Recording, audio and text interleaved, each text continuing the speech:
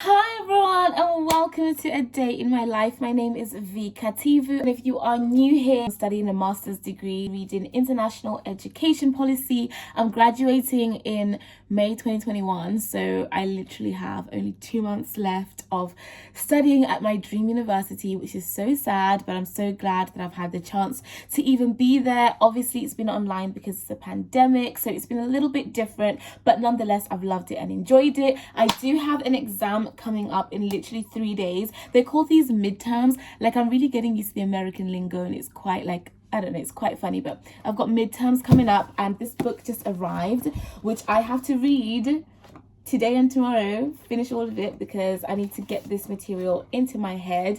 The midterm is for my politics of development in Africa class. It's currently Tuesday 11:30 in the morning, so let's get straight into the video. I need to go make a cup of tea. So for breakfast I'm thinking some eggs, spinach, apples as a snack, and tomatoes on the side.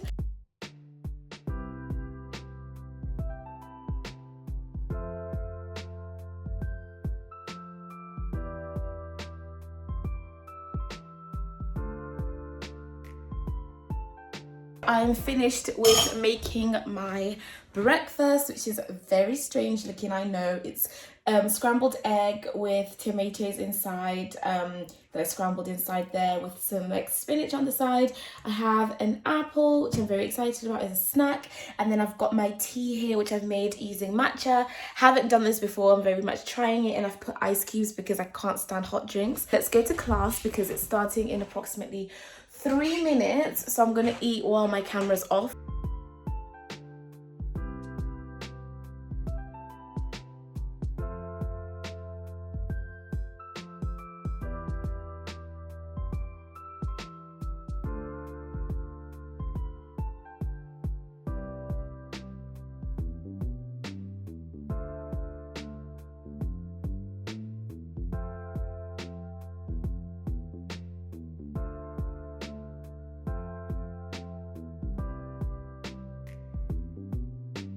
You said that your buyer, your economic buyer, is the workforce development boards. Why would they buy this?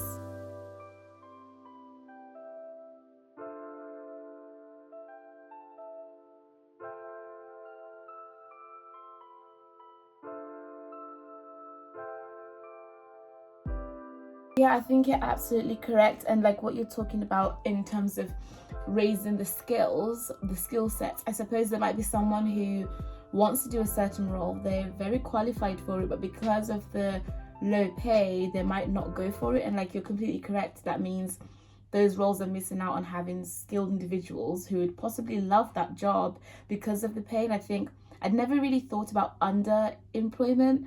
Like, that's why my instinct was immediately, do you mean unemployed? Because it never even came across my mind, and I'm shocked that it didn't. But you're right, sometimes that salary can deter people. And are we talking about a salary that's below minimum wage here?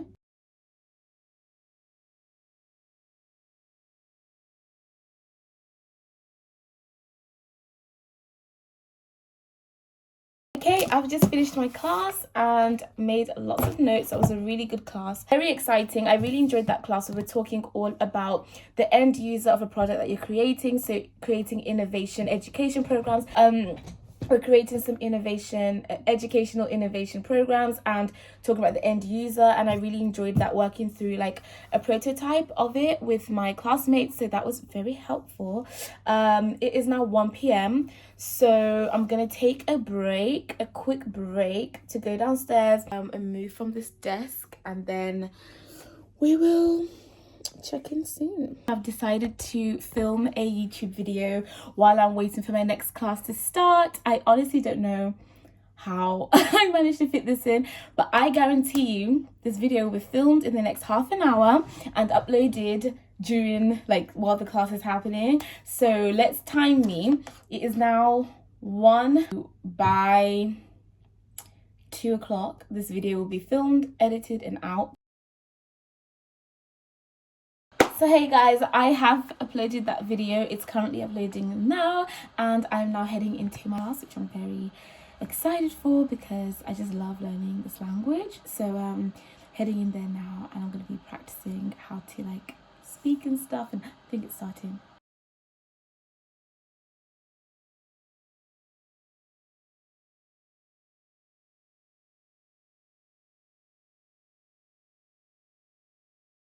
Okay, so I am now going for a walk. I was supposed to be going with my mom, but she's in a rush for an appointment, so she left me.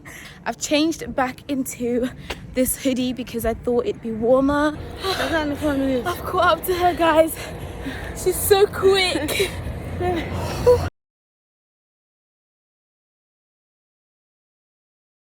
Hey guys, so I am now back inside, which is exciting. I've been hanging out with my family for a little bit and we made some lunch together. Lunch, early dinner, I don't know. I've just got like chicken breasts and salad going on here. Doesn't look the best, but makes sense to me. And I'm going to start reading this while I'm waiting to go into another class, my third class of the day. So it's 6 o'clock, waiting for the class to start at 6:30. So that's the vibe.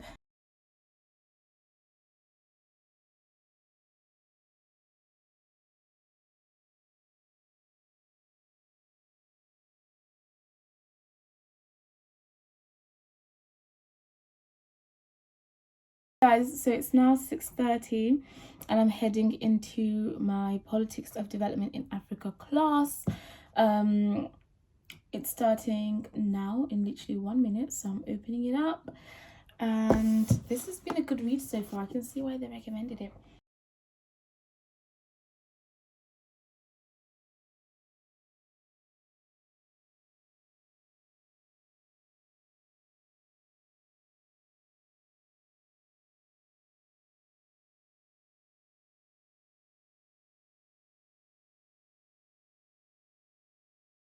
Hey guys, so my class is now over.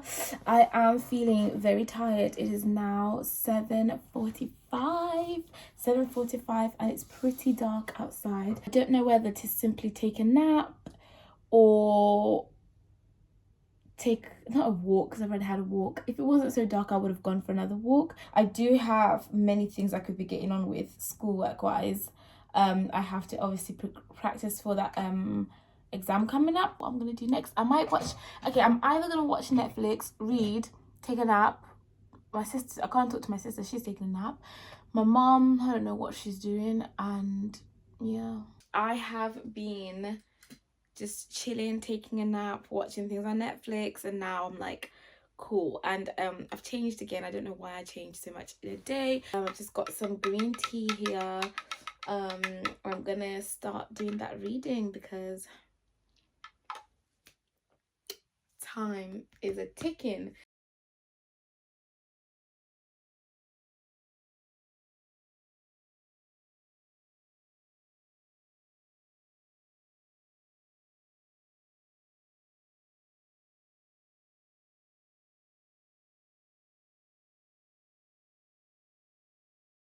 Hey guys, and good morning. So I actually fell asleep yesterday while I was reading, but I woke up and it turns out I'd read about 3 chapters of that book. It was so good. Like, it is so good. I can see why we have to read it, because honestly, wow, I would recommend. It's called It's Our Turn to Eat, the story about a Kenyan whistleblower. And so I'm just on one of my walks right now. This is my walking attire. I'm gonna walk, go home, have breakfast, read some more, and then go to class, and then we'll just take it from there. But look at the beautiful scenery.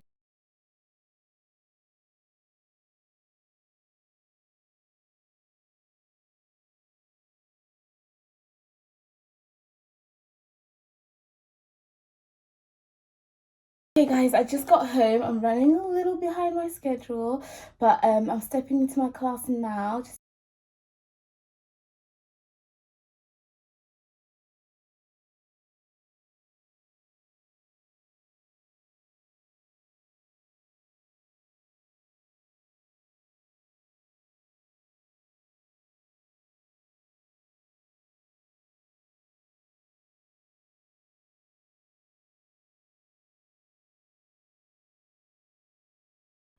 Hey guys, so I just realized that I never actually finished off this vlog, so here I am actually finishing it 2 days later, which is actually perfect because the exam is tomorrow. I'm currently sitting on the floor, as you can see, and I've just got my little Amazon desk that I bought online, and I just love sitting on the floor sometimes. So I'm just finishing up some revision, I suppose, and I change clothes a lot, so my outfits might be different all the time. I just wanted to kind of chat to you about what I've been learning in the book specifically, because it's been revealing. So I've been learning a lot about how ethnicity plays a huge role in things like structuring a nation. If it doesn't have to, but sometimes it really does. And obviously we see undertones of that in things like the history of Nazi Germany, and how Hitler was trying to create these elite races by identifying something like eye color and hair color,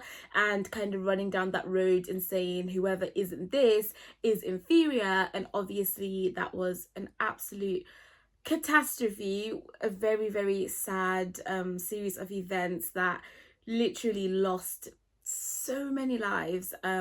Just outrageous, really. But that just shows you the extent of how much using something like, it's not even ethnicity, but choosing certain characteristics in a particular group of people and presenting them as the ideal, and that anything that's not that is either a danger to the society that that person is ruling, or is inferior, thus needs to be gotten rid of. Anyway, these are very dangerous narratives that are pushed forward by people who are leading non-democratic societies. But also, I don't want to say that because that's not always true. Actually, sometimes it's actually in democratic societies that you see those narratives pushed forward. However, in the context of what I'm learning, which is in the context of Kenya, I'm learning a lot about how ethnicity was actually invented. So they would say this particular group is more powerful, and therefore it's their turn to eat. So it's their turn to rule, it's their turn to be in power, and it meant that every other ethnicity was treated badly. Okay, I've got the book, and I wanted to just read you a part of it. It says, in a poor country, ethnic marginalization does more than blight life chances. It can actually kill. A 1998 survey found that Kalenjin children were 50% less likely to die before the age of 5 than those of other tribes, despite the fact that most lived in rural areas where life is generally tougher. The statistic, I can never say that word. The statistic, no. The statistic, no. The statistic, English is not my first language, so forgive me. The statistic makes perfect sense. Under Moi, Kalenjin areas benefited from better investment in clinics, schools and roads. A worried Kalenjin mother would head for a well-stocked nearby clinic, child in arms, along a smoothly tarmacked road. Her non-Kalenjin equivalent was likely to be tossed for hours in the back of a matatu, struggling along a rutted track, only to eventually reach a clinic with nothing but aspirin on its shelves and watch her child die. Now that, I highlighted it because it was pretty significant. That is heartbreaking. So what you're telling me is that because of these ethnic groupings, because of these ethnic ways of like having a literal geographic allocations and saying this group lives here, it meant that if the person who was in power was part of your ethnic tribal group, you were better off in life. So I suppose it's not that crazy. I think I've been reading this in the wrong way. It's not that crazy, because how different was the old Kenyan way of doing things through tribal preference different to what we do here in the UK, for example, where depending on which political parties in power depends on who's better off in society. Am I wrong? Did I lie? So yeah, well, I'll be damned. I've been looking at this the wrong way. I guess a really good leader is someone who looks out for the interests of everybody, but it's pretty difficult to please everybody, and someone is always going to be upset. Anyways, that's it, and I'm gonna go. I might start doing a thing with you guys where we talk about my degree a bit more in depth, because some of the stuff is really interesting. However, I don't want to bore you, so I'm gonna stop the video now and say good night, and I'll see you in the next video. I hope you enjoyed helping me prepare for my examinations.